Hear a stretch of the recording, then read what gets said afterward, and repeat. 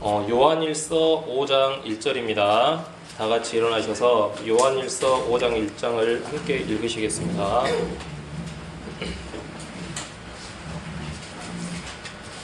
네, 누구든지 예수님께서 그리스도이심을 믿는 자는 하나님에게서 태어났으며 낳으신 그분을 사랑하는 자마다 그분에게서 난 자도 사랑하느니라. 제가 기도드리겠습니다. 하나님 아버지, 참 감사합니다. 오늘 우리 또 사랑하는 형제 자매님들과 함께 이 성경에 있는 하나님의 사랑을 또 바로 알고 이 사랑을 올바로 실천하며 살고자 합니다. 하나님, 저희들 마음속에 정말 지혜와 명철을 주시고 또 이 말씀대로 살아가려는 또 결단력을 주시고 우리가 이 말씀을 따라 살면서 서로 세우고 의지하고 하나님께 영광 돌리는 삶을 살 수 있도록 은혜를 베풀어 주시기 바랍니다. 감사를 드리며 살아계신 우리 주 예수 그리스도의 이름으로 기도드렸습니다. 아멘. 네.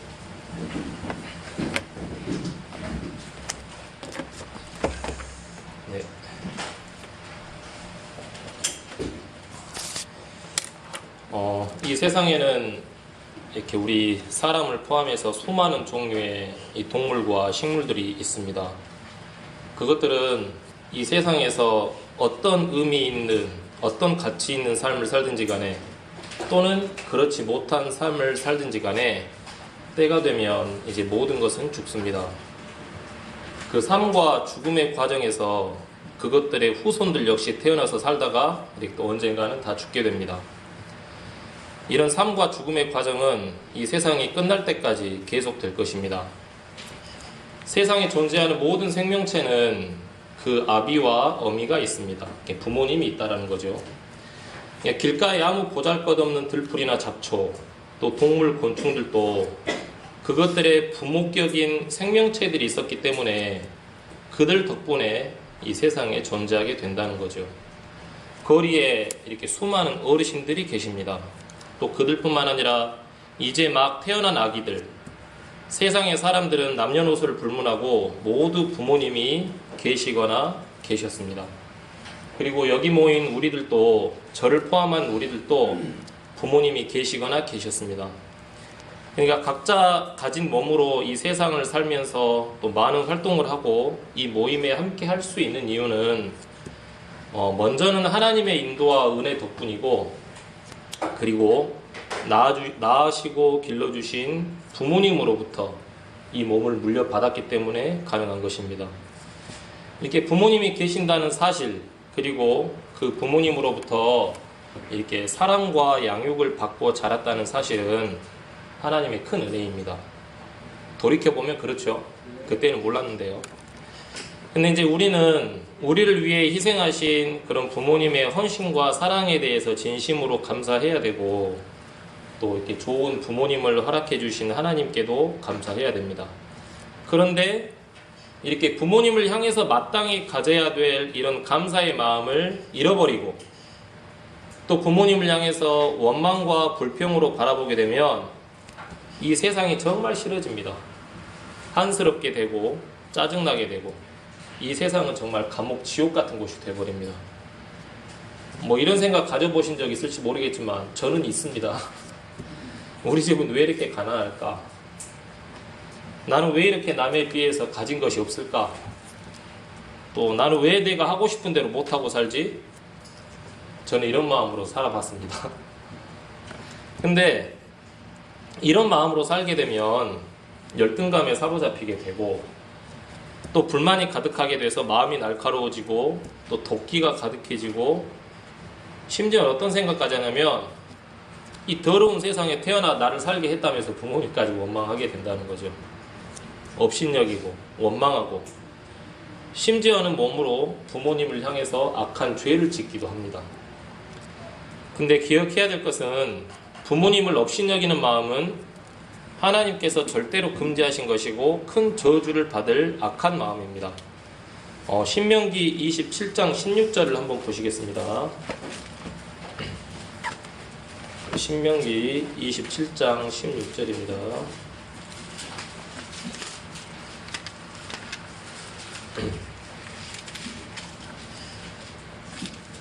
찾으셨습니까? 읽어보시겠습니다. 자기 아버지나 어머니를 업신여기는 자는 저주를 받으리라 할 것이요 온 백성은 아멘 할지니라 그랬습니다. 근데 이렇게 성경은 부모님을 업신여기지 말고 또 부모님의 말을 잘 들으라고 분명히 명령합니다. 엄마 아빠 말 잘 들어라. 이게 그냥 어른들이 하는 말이 아니고 성경에 나온 명령입니다. 잠언 23장 22절입니다. 한번 보시겠습니다. 잠언 23장 22절입니다. 한번 읽어보실까요? 너를 낳은 내 아버지의 말에 귀를 기울이고 내 어머니가 늙을 때의 그녀를 업신여기지 말라. 귀를 기울이고 이 말이 말을 잘 들으라 그 말입니다. 우리 학생들 알겠습니까? 네, 학생들뿐만 아니라 부모님이 계시는 우리 모두에게 해당하는 말씀입니다. 이처럼 성경은 자기를 낳아서 길러주신 부모님을 공경하고 말을 잘 듣고 업신여기지 말라고 명령합니다. 그 명령에 순종하지 않으면 저주를 받는데 어떤 저주냐? 그런 자들은 죽이라는 명령이 있습니다. 마태복음 15장 4절 보시면 나와 있습니다. 한번 보실까요? 마태복음 15장 4절입니다.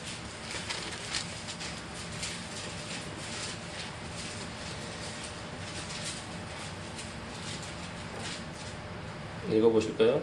하나님께서 명령하여 이르시되 내 아버지와 어머니를 공경하라 하시고 또 아버지나 어머니를 저주하는 자는 반드시 죽일지니라 하셨거늘. 이 말씀이 실제의 법이자 그대로 집행되는 사회에서 살고 있지 않는 것이 참 다행이라는 생각을 해봅니다. 현재 이 사회에서도 부모님께 죄를 저지른 자들이 많고 그들은 폐륜범으로 불리고 또 그들은 무기징역이나 사형과 같은 큰 벌을 받았습니다. 이 말씀 앞에 저를 좀 돌이켜 생각해보면 비록 저는 그들처럼 감옥에서 벌을 받을 만한 어떤 악한 죄를 몸으로 저지른 적은 없지만 이 말씀 앞에 제 자신의 어떤 지난 과거의 시간과 그 마음을 돌이켜보면 이 하나님의 명령 앞에 두렵고 떨리는 마음을 갖게 하는 그런 잘못된 마음, 또 저주받을 제 모습이 발견되고 떠올라가지고 하나님께 자백하고 반성하는 시간을 가진 적이 참 많았었어요. 그래서 이렇게 부모님을 다시 한번 생각하게 되고 그 은혜를 다시 한번 생각하게 되면서 말씀 앞에 순종을 하게 되고 이렇게 부모님을 공경하게 되는 그런 계기가 참 많았습니다. 근데 이제까지 나눈 이 부모님을 공경하지 않으면 저주를 받는다는 말씀도 있는 반면에 자녀들이 아버지와 어머니를 어떻게 대해야 복을 받는지에 대한 말씀도 분명히 있습니다. 한번 찾아보시면 신명기 5장 16절을 한번 보시겠습니다. 앞으로 다시 넘기셔서 신명기 5장 16절.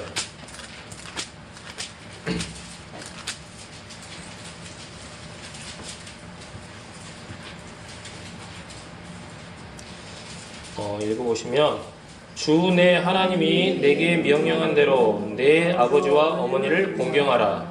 그리하면 주 내 하나님이 내게 주는 땅에서 내 날들이 길게 되고 내가 잘 되리라 그랬습니다. 또 동일하게 에베소서 6장 2절 보시면 내 아버지와 내 어머니를 공경하라, 이런 말씀도 있습니다. 방금 읽었던 이 신명기 말씀은 단지 학생이나 청년들에게만 해당되는 것이 아니라 이게 부모님의 위치에 있는 우리 형제님들, 자매님들에게도 해당이 되는 말씀이고 당연히 저에게도 이제 해당이 되는 말씀입니다. 하나님께서는 이게 성경을 통해서 구원의 복음만 주신 것이 아니고 세상에서 장수하면서 잘 사는 방법 또한 기록하셨는데 바로 방금 읽었던 부모님을 공경하라는 이 명령의 말씀입니다. 우리가 복음을 듣고 믿고 받아들여서 영원한 어둠과 저주에서 영원한 빛과 생명으로 옮겨졌습니다. 그렇죠? 마치 이렇듯이 우리가 장수하면서 이 땅에서 이 세상에서 잘 사는 것 또한 부모님을 공경하라는 이 하나님의 명령을 믿음으로 받아들여 사느냐 그렇지 않느냐에 달려 있습니다. 동의하십니까? 결국 이것은 우리의 선택과 의지라는 거죠. 그렇다고 해서 그냥 세상에서 복받고 장수하기 위한 목적만을 위해서 부모님을 공경하고 순종하자는 것은 아닙니다. 여러분, 율법에서 최고의 명령이 무엇이죠? 내 이웃을 내 자신과 같이 사랑하라. 그런데 예수님께서 놀랍게도 이것보다 더 우선순위에 둔 명령이 있습니다. 마태복음 19장 19절을 한번 보시겠습니다.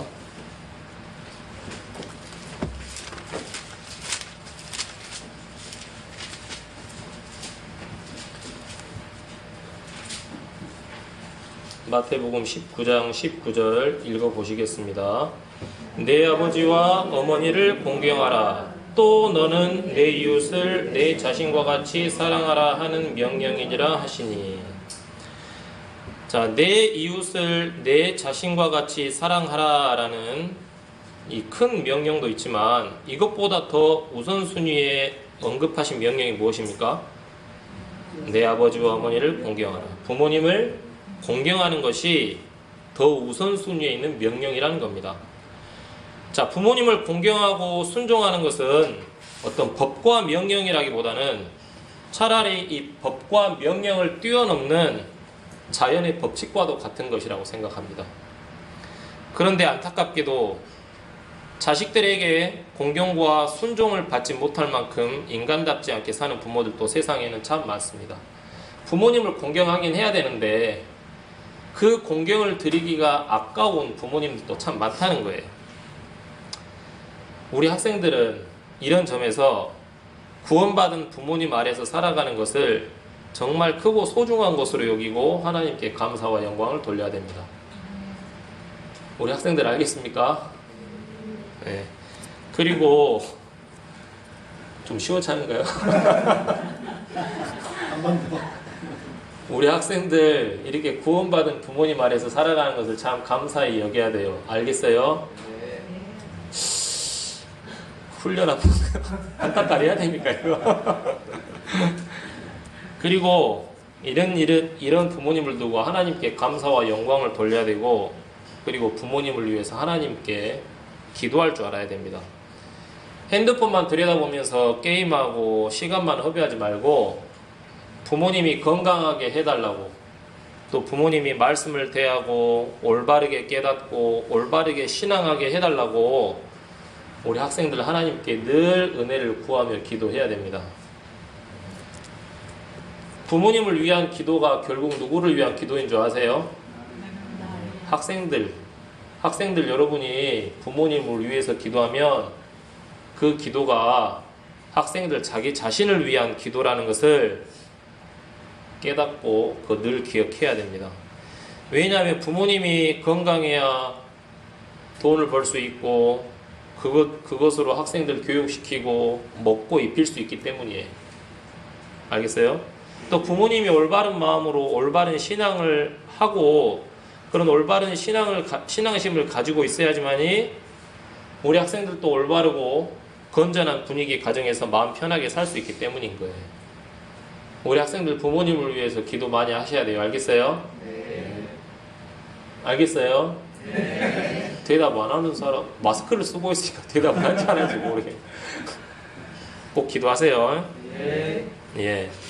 이런 말씀이 있어요. 히브리서 9장 27절을 보시면 그냥 제가 읽겠습니다. 한 번 죽는 것은 사람들에게 정해진 것이요 이것 뒤에는 심판이 있나니.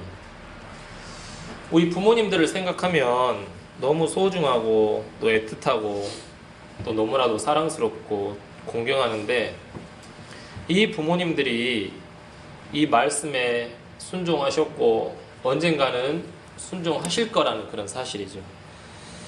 방금 읽었던 히브리서 9장 27절에 따라서 이 땅에 살던 많은 사람들이 죽었어요. 또 우리들의 친지나 가족이나 부모님들도 그러하신 분이 계실 것이고 또 앞으로도 그럴 것이고, 그리고 이 자리에 있는 우리 모두 또한 이 말씀에 순종하게 될 것입니다. 부모님이 돌아가실 때 그 마지막 한마디를 자녀들에게 남기죠. 우리 학생들 그걸 뭐라고 그래요? 부모님들이 자녀들에게 돌아가실 때 이제 남기는 말, 그 말을 뭐라고 그래요? 유언이라고 합니다. 부모님이 돌아가실 때 남겨진 자녀들에게 어떤 유언을 가장 많이 하실까요? 아니면 혹시 뭐 특별히 원하시는 유언 있으신가요? 어디 밭에 가면 어디를 파보면 거기에 뭐가 있어서 거기를 열어보면 뭐 그런 유언 원하십니까? 많은 유언들이 있겠지만 제가 가장 많이 들어봤던 유언, 그러니까 주변 어른들로부터 가장 많이 들어봤던 유언이 뭐냐면 형제들과 싸우지 말고 서로 우애하며 지내라입니다. 형제들과 싸우지 말고 서로 우애하며 지내라. 우애를 사전에서 나온 대로 해석하면은 벗우 사랑애 그렇게 돼 있더라고요. 그러니까 친구나 가족 간의 어떤 깊은 정과 사랑을 의미한다고 합니다. 그런데 제 개인적으로는 부모님께서 유언으로 말씀하신 우애는 한자로 도울 우자 사랑애 이게 아닐까 저는 생각을 가져봅니다. 서로 돕고 서로 사랑하라는 말이죠. 저 아버지께서도 얼마 전에 이제 팔순잔치에서 이렇게 말씀하시더라고요. 형제들끼리 싸우지 말고 서로 우애하며 지내라고. 그러니까 어려운 형제들이 있으면 뭐 서로 돌려받을 생각하지 말고 그냥 도우라고 그렇게 말씀하시더라고요. 동일한 맥락으로 예수님께서 하신 말씀이 성경에 기록되어 있거든요. 요한복음 17장 20, 21, 22절 한번 보시겠습니다. 요한복음 17장 20, 21, 22절입니다. 한번 읽어보실까요? 내가 이 사람들만을 위해 기도하지 아니하고 그들의 말로 인하여 나를 믿을 자들을 위해서도 기도하오니 이것은 그들이 다 하나가 되게 하려 함이니이다. 아버지여, 아버지께서 내 안에 내가 아버지 안에 있는 것 같이 그들도 우리 안에서 하나가 되게 하사 아버지께서 나를 보내신 것을 세상이 믿게 하옵소서. 아버지께서 내게 주신 영광을 내가 그들에게 주었사오니 이것은 우리가 하나인 것 같이 그들도 하나가 되게 하려 함이니이다. 예수님이 십자가에 못 박혀 돌아가시기 전에 이 기도를 하셨습니다. 그러니까 20절에 이 사람들만을 위해 기도하지 아니하고, 그러니까 제자들이나 성도들만을 위해 기도하는 게 아니라 그들의 말로 인하여 나를 믿을 자들, 그러니까 구원 받게 될 자들을 위해서도 기도하셨는데 그들이 뭐가 되게 해달라고 했습니까? 하나가 되게 해달라고 기도를 했다라는 거죠. 이 말씀을 제가 좀 묵상을 하면서 또 제 개인적으로는 형제들과 서로 돕고 사랑하는 그런 아버지 당부의 말씀이 이렇게 좀 기억에 남더라고요. 마음에. 세상의 다른 아버지들도 그들의 자녀들에게 동일하게 이런 당부를 할 수가 있어요. 너희들 싸우지 말고 서로 돕고 서로 사랑하면서 지내라. 근데 저는 제 아버지가 아닌 다른 아버지의 당부에는 사실 전혀 관심이 없습니다. 그렇겠죠.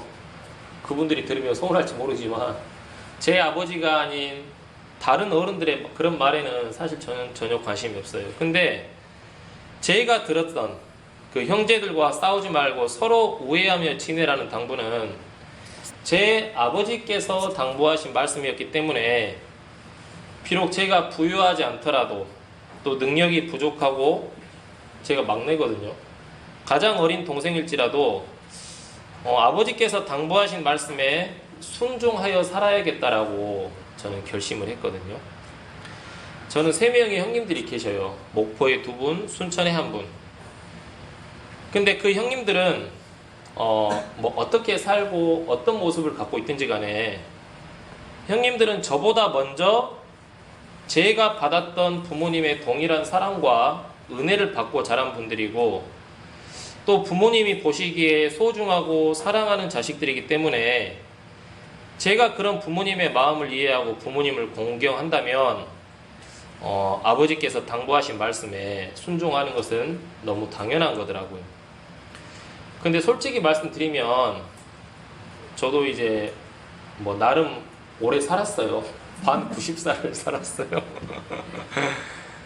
지금까지 살아오면서 뭐 나름 형성된 인생의 가치관이나 어떤 주관이 있어요. 또 그것만 있는 게 아니라 또 아담으로부터 물려받은 이 선악의 기준과 판단력이 또 있답니다. 그래서 전에는 형님들을 향해서 어떤 많은 부정적인 생각과 편견, 또 비판을 많이 했어요. 속으로 했습니다. 속으로. 겉으로 하면 혼날 것 같아서 속으로만 했어요. 근데 이거를 깊이 생각해 보니까 그런 부정적인 생각이나 편견 또 비판은 하나님을 믿고 이렇게 신앙하는 사람으로서 가지고 있으면 득이 될 게 아무것도 없더라고요. 하나님 앞에 어떤 영광과 감사를 드릴 수 있는 게 하나도 없고 오히려 하나님한테 자백하고 회개하고 그런 일들만 하게 하는 그런 마음인 게 딱 보이더라고요. 아, 이게 신앙하는 사람으로서 가지고 있으면 득이 될 게 아무것도 없고 하나님 앞에 아무런 영광과 감사를 드릴 수가 없구나. 그러니까 내 나름 가치관과 주관으로 판단하는 거, 내가 비판하는 거, 그런 것들이 오히려 내 신앙에 독이 되고 하나님 앞에 아무런 영광과 감사를 드릴 수 없는 마음인 것이 발견이 돼가지고 아, 이런 마음은 그냥 갖고 있지 말고 버려버려야겠다. 이제 그런 생각이 좀 들었어요. 그래, 이 마음은 버려버리자. 어떤 편견이나 비판으로 생각하고 하나님 앞에 올바르지 않는 마음을 갖고 있느니 그 형님들을 향해서 차라리 그 시간 동안 내가 중보기도 하고 형님들을 위해서 하나님의 은혜를 간구하면서 중보기도를 해드리자. 차라리 그 시간에 대신 은혜를 구해드리고 중보기도 하자. 이제 그런 생각이 들면서 형님들을 위해 기도해야겠다라는 그런 마음이 섰어요. 그 계기가 된 말씀이 있는데 누가복음 15장 그 탕자에 대한 이야기인데요. 15장 24절부터 32절 먼저 펴보시겠습니다. 이따가 이제 말씀 나누면서 또 읽어보실 거니까 일단 15장 24절부터 32절만 펴놓으시면 되겠습니다.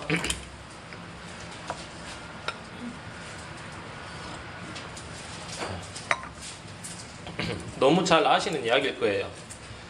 이 둘째 아들이 아버지로부터 재산을 받아서 멀리 떠났어요. 근데 그렇게 떠나버린 둘째 아들을 향해서 아버지가 너무나도 걱정하셨어요. 그런데 그 둘째 아들이 돌아왔습니다.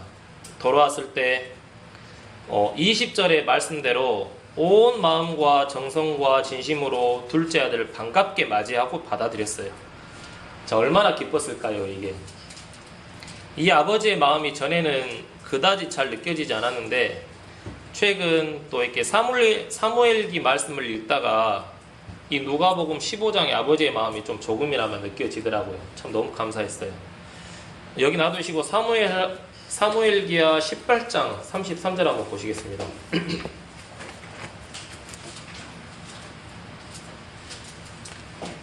사무엘기하 18장 33절입니다.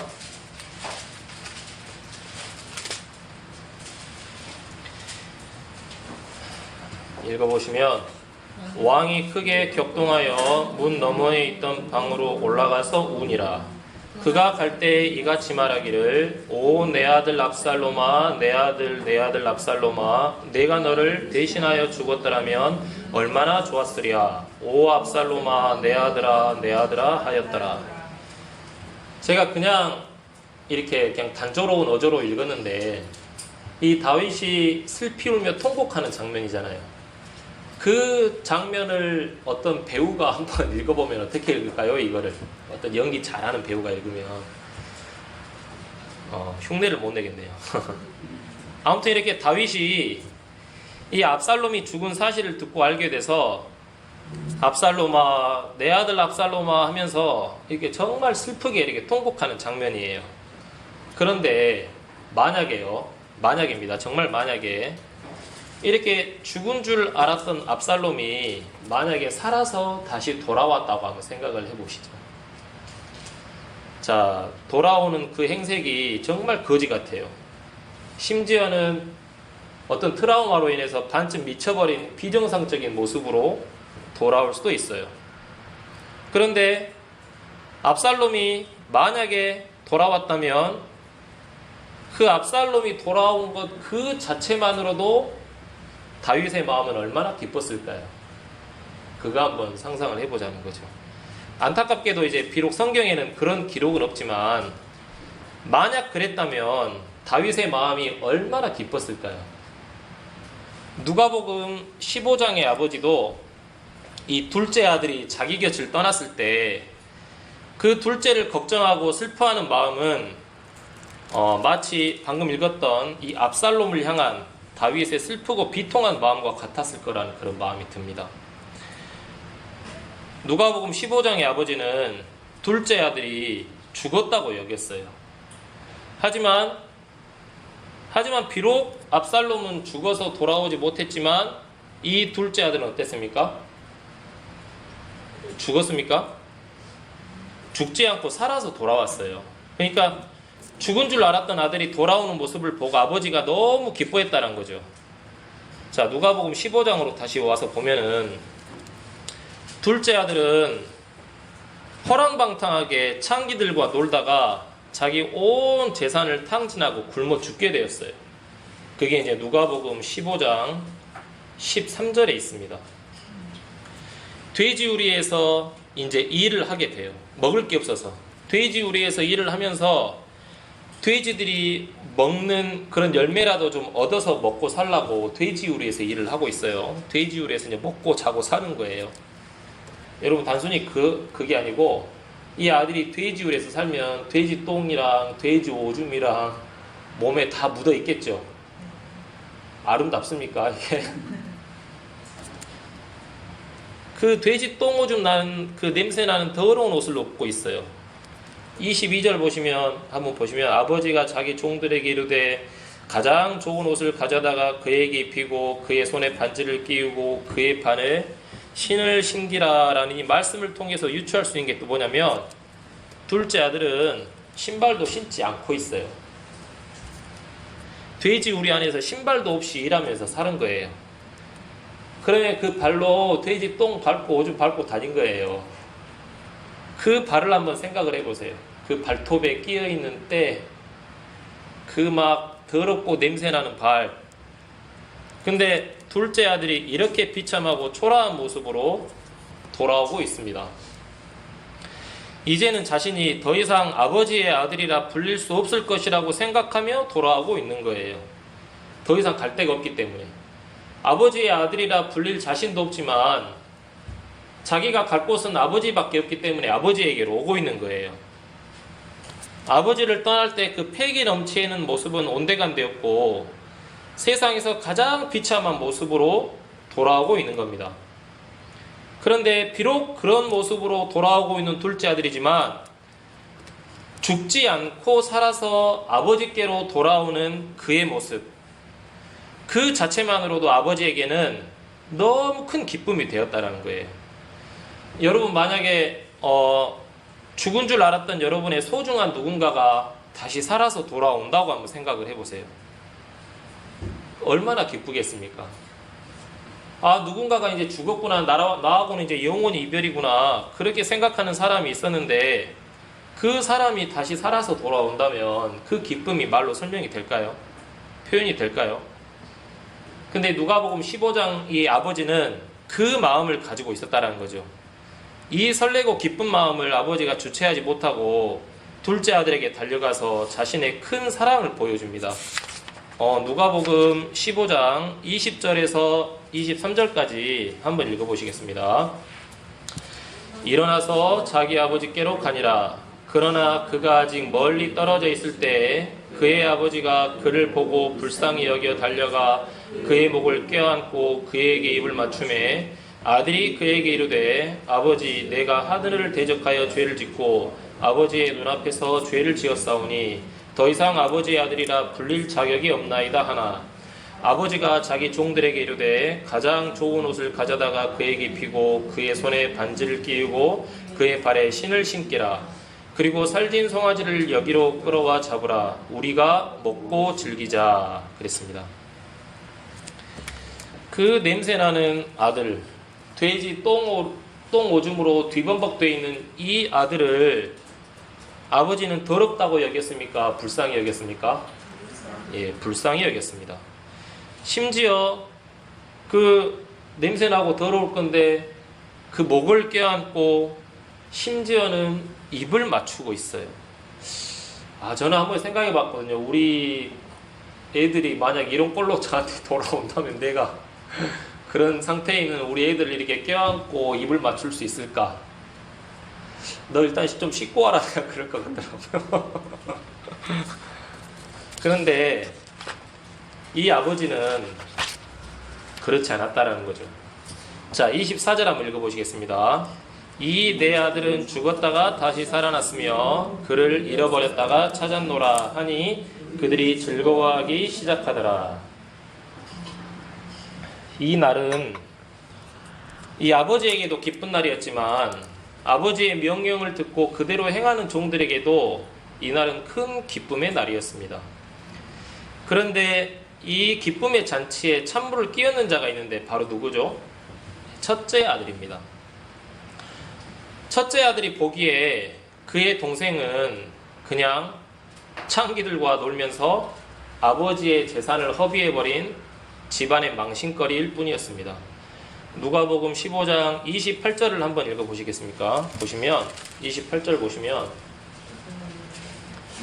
그 아들을 둘째를 향한 첫째의 반응이에요. 그가 노하여 들어가려 하지 아니하니 그러므로 그가 아버지가 나와서 그에게 간청하매 그랬습니다. 또 30절 보시면 그러나 아버지의 살림을 창녀들과 함께 삼켜버린 아버지의 이 아들이 돌아오매 즉시 아버지께서 그를 위해 살진 송아지를 잡으셨나이다 하니 그랬습니다. 그러니까 이 첫째는 동생이 돌아왔다고 해도 전혀 반가운 마음이 없었어요. 축하해주고 싶은 마음도 전혀 없었어요. 그런데 이런 반응을 보이는 첫째 아들의 모습을 통해서 우리가 알 수 있는 것은 뭐냐면 이 첫째 아들은 아버지를 공경하는 마음이 전혀 없는 거예요. 아버지께 순종하고자 하는 마음도 전혀 없는 것입니다. 만약에 이 첫째가 아버지를 진심으로 공경하고 진심으로 아버지를 사랑하고 아버지께 순종했다면 아버지가 사랑하고 아끼는 이 둘째 아들, 그 동생을 향해서 아버지와 똑같은 마음을 가졌을 것이라는 거죠. 그러나 첫째 아들은 아버지를 공경하고 순종하려는 마음이 없었고 당연히 아버지의 마음도 살피려고도 하지 않았어요. 아마도 그의 사고방식은 요즘식으로 말하면 무슨 패스. 그러니까 아버지는 아버지고 둘째는 둘째고 나는 나야. 그냥 이런 마음을 가지고 살았던 것 같아요. 이런 걸 뭐 소시오패스라고 합니까? 남의 감정이나 기분 전혀 상관없이 자기만 옳다고 생각하는 사람?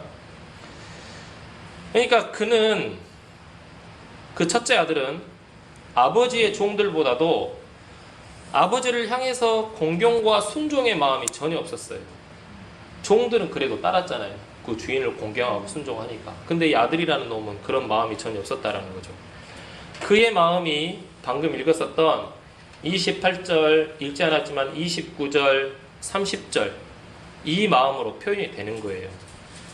첫째 아들은 분노했어요. 아버지께서 어떤 생각을 하시고 아버지께서 무슨 걱정을 하시고 아버지께서 어떻게 지냈는지 거기에는 아무 관심도 없었어요. 그리고 그 집을 떠난 동생이 어디에서 일하고 어디에서 지내는지 뭐 밥은 잘 먹고 다니는지 옷은 잘 먹고 다니는지 그렇지 않은지 그런 거에도 아무 관심이 없었어요. 그저 자기 할 일만 잘하고 살면 된다고 생각했던 것 같아요. 첫째 아들은 자기 자신에게 아버지가 어떤 의미가 있고 어떤 존재인지 또 아버지가 사랑하는 둘째 동생이 자기와는 어떤 관계에 있는지 전혀 생각을 하지 않았어요. 이런 첫째 아들을 향해서 아버지가 답하고 계셔요. 누가복음 15장 31절 32절 한번 읽어보시겠습니다. 아버지가 그에게 이르되 아들아 너는 항상 나와 함께 있고 내게 있는 모든 것은 내 것이니라.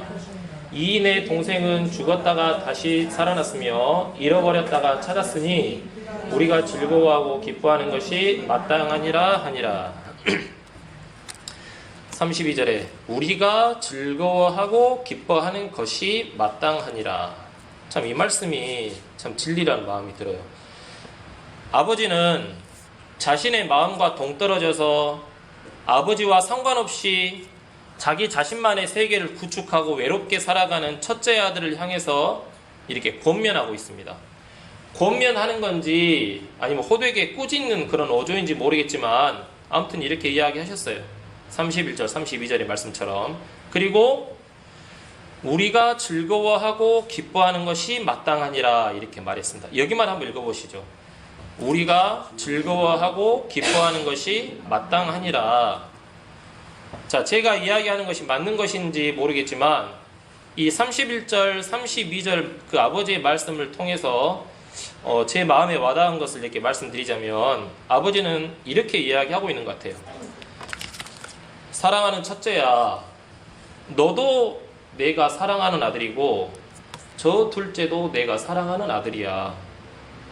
첫째, 너가 아무리 허물이 많고 부족하고 지은 죄가 많아도 나는 언제나 너를 용서할 거야. 그리고 영원히 사랑할 거야. 비록 둘째 현재 모습이 더럽고 허물 많고 부족하고 나에게 지은 죄가 많아도 내가 첫째 너를 용서하고 사랑하는 것처럼 나는 둘째 용서했어.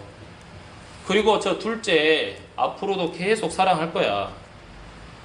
생각해봐라. 너하고 네 동생은 나의 똑같은 사랑을 받고 자라온 나의 자녀들인데 첫째야, 내 마음으로 동생을 용서하고 받아들이고 사랑해주면 안 되겠니? 이제 이렇게 하는 거죠. 첫째야, 너에게 많은 사랑을 주고 내가 보호해주고 인도했는데 첫째, 너가 나를 향해서 감사한 마음이 있다면 너가 받아온 사랑과 감사의 마음으로 돌아온 둘째를 이렇게 바라보면서 비판하고 판단할 게 아니라 우리가 함께 즐거워하고 함께 기뻐하자. 그게 너가 나를 공경하고 순종하는 거야. 이게 내 마음이야. 지금 아버지는 첫째에게 이렇게 이야기를 해주고 있는 거예요. 자, 누가복음 15장은 이 돌아온 둘째 아들의 초점을 두고 읽으면 세상의 유혹에 넘어가서 신앙을 잃어버린 성도들이 어떻게 신앙을 회복하는지 그거에 관련된 말씀이기도 하지만 이 첫째 아들의 초점을 두고 읽어보면 아버지로부터 받은 사랑을 마음에 간직하지 않고 아버지를 공경하지 않고 살아가는 어떤 감사의 마음을 잃어버린 성도들에 관한 말씀이기도 합니다. 자, 누가복음 15장 말씀은 신앙을 떠난 성도들이 아버지께 다시 돌아오면 어떤 축복을 받는지에 관해 우리 주 예수 그리스도께서 선포하신 말씀이기도 하지만 우리가 여기서 더해서 분명히 알고 마음에 새겨야 될 것은 나름 열심과 노력으로 올바르게 신앙하고 있다고 자부할지 몰라도 꼭 자기 마음을 돌아봐서 혹시 내가 첫째 아들의 마음으로 신앙하고 있지는 않은지, 아버지를 공경하지 않고 순종하지 않고 업신여기며 살고 있지는 않은지, 내내 하는 척하지만 아버지께 순종하고 있지는 않은지 각자의 마음을 돌아보고 확인해 보라는 주님의 말씀이기도 합니다. 동의하십니까? 예. 유혹에 넘어가서 신앙을 버리는 둘째 아들의 모습도 문제이지만 그보다 훨씬 더 심각한 문제가 뭐냐면 내가 하나님으로부터 어떤 사랑을 받았는지 잊어버리는 것과 또 나 자신뿐 아니라 지체들을 향해서 하나님께서 가지고 있는 사랑과 긍휼을 모른 채 아버지의 자녀, 하나님의 자녀를 판단하고 무시하고 받아들이지 않으면서 하나님 아버지를 업신여기며 살아가는 첫째 아들의 모습이 우리에게 있지는 않은지 늘 살피고 돌이키고 회개해야 된다는 겁니다. 현재 우리는 함께 이렇게 모여서 예배를 드리고 있습니다. 그렇기 때문에 우리의 모습은 적어도 둘째 아들의 모습은 아닌 것 같습니다. 그렇다고 해서 안심하면 안 되는 게 뭐냐면 첫째 아들이 있잖아요.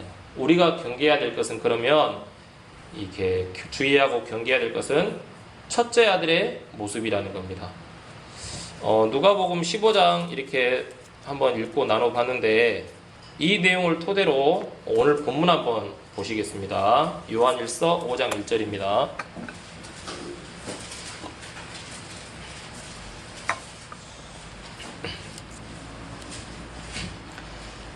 한번 읽어보시겠습니다. 누구든지 예수님께서 그리스도이심을 믿는 자는 하나님에게서 태어났으며 낳으신 그분을 사랑하는 자마다 그분에게서 난 자도 사랑하느니라. 자, 우리는 모두 이렇게 예수님을 믿고 또 그분을 구원자 그리스도로 믿어서 이렇게 구원받고 거듭났습니다. 성경은 이런 우리가 하나님에게서 어쨌다고 이야기합니까? 태어났다고 합니다. 태어났다라는 것은 뭐냐면 하나님이 우리를 낳으셨다 그 말이죠. 낳으셨다. 그러니까 우리 각 개인은, 여기 모인 우리 각 개인은 하나님이 낳으신 분들이라는 거예요. 자, 이거 구체적으로 뒷받침하시는 말씀이 베드로전서 1장 3절에 있는데 이건 한번 찾아서 읽어보시겠습니다. 베드로전서 1장 3절입니다.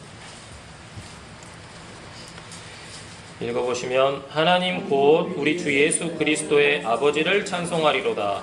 그분께서 자신의 풍성하신 긍휼에 따라 죽은 자들로부터 예수 그리스도를 부활하게 하심으로 우리를 다시 낳으사 산 소망에 이르게 하셨으며, 여기도 우리가 하나님으로부터 하나님이 우리를 다시 낳으셨다 그 말씀이 분명히 있습니다.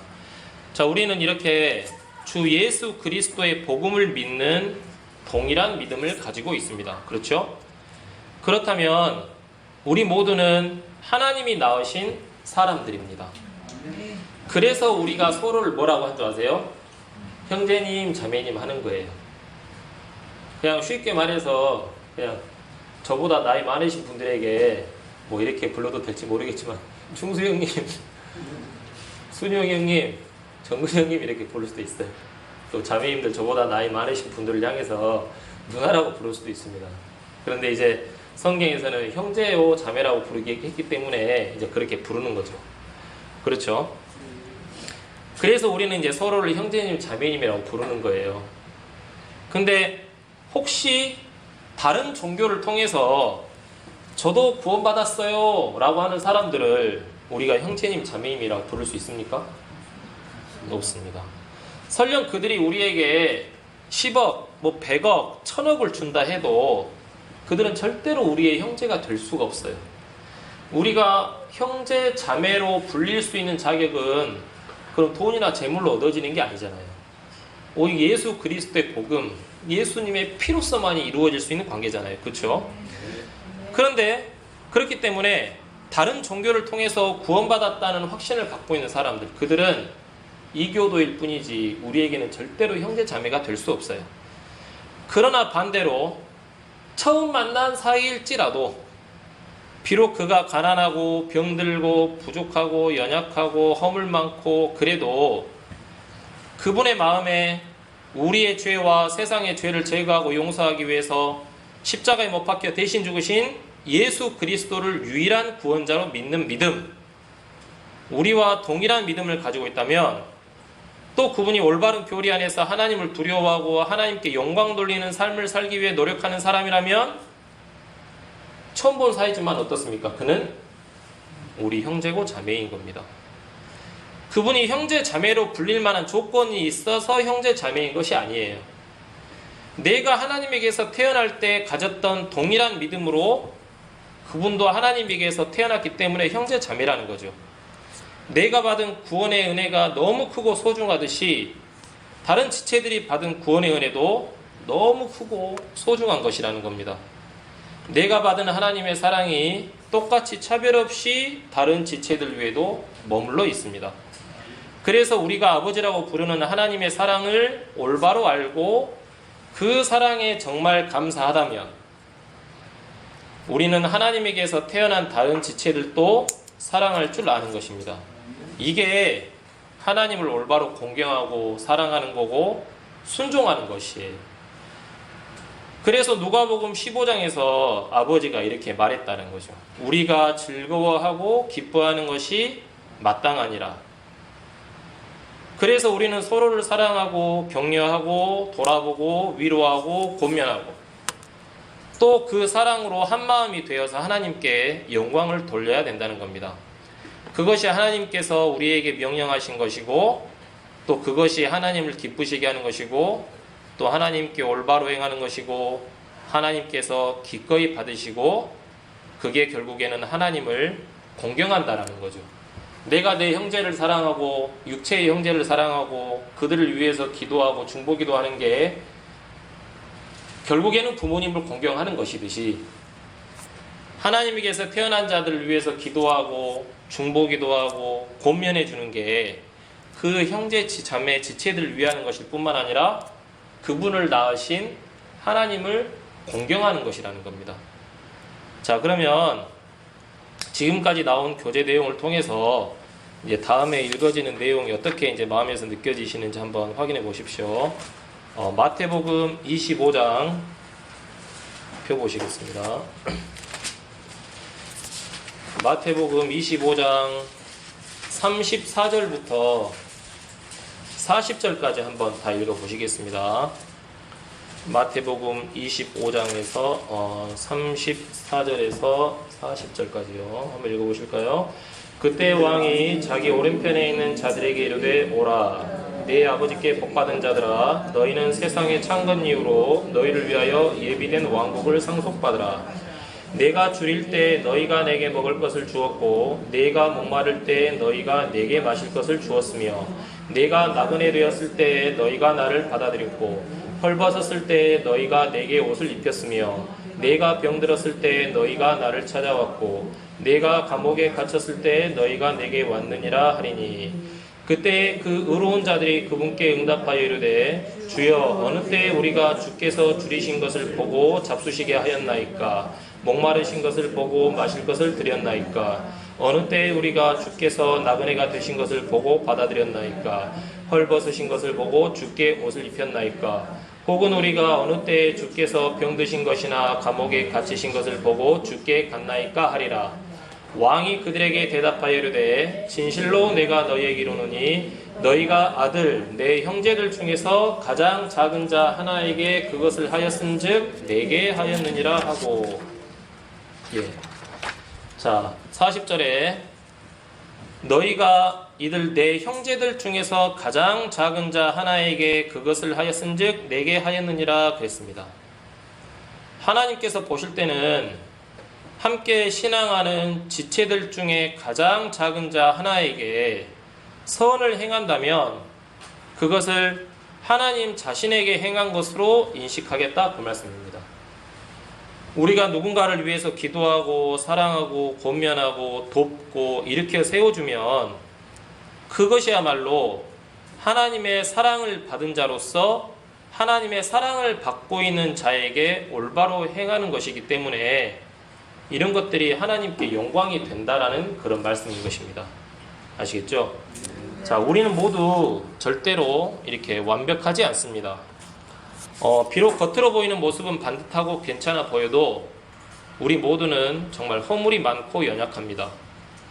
또 각자 이렇게 많은 장점이 있어 보이지만 드러나면 부끄럽게 될 단점들도 참 많습니다. 저도 숨기고 싶은 단점들이 참 많습니다. 저희 가족들은 알지 모르지만 가족들에게도 숨기고 있는 게 많을지도 모릅니다.